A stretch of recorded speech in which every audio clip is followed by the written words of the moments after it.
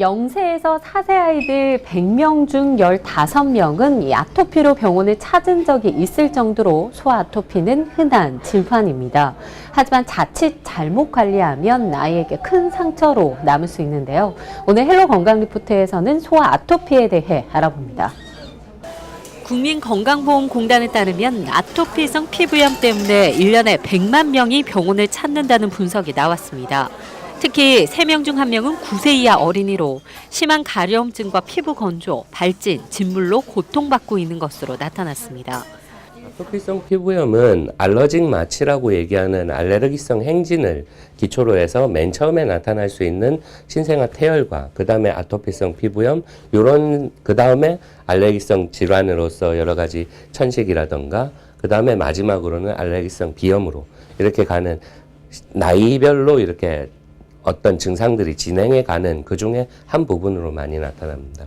소아 아토피는 주로 목이나 손발목, 팔꿈치, 무릎 뒤쪽, 목 등 피부가 접히는 부분에서 발생합니다. 소아 아토피 어린이들의 경우 가려움을 참지 못하고 아토피 부위를 자주 긁어 상처를 만들고 결국 피부에 세균이 침투돼 2차 감염에 이르면서 악순환이 이어집니다.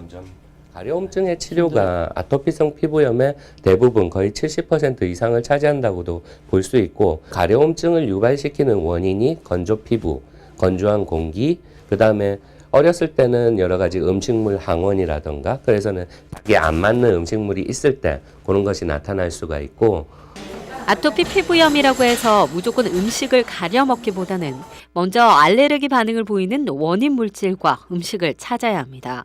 알레르기 반응 여부는 피부 시험이나 혈액 검사를 통해 확인할 수 있습니다. 아토피 피부염은 보습 관리만 잘해줘도 완치가 가능한 질환입니다. 늘 피부를 깨끗하고 촉촉하게 해줘야 하는데 집안의 습도는 50% 유지하고 목욕은 5분 이내 미지근한 물로 가볍게 하는 것이 좋습니다.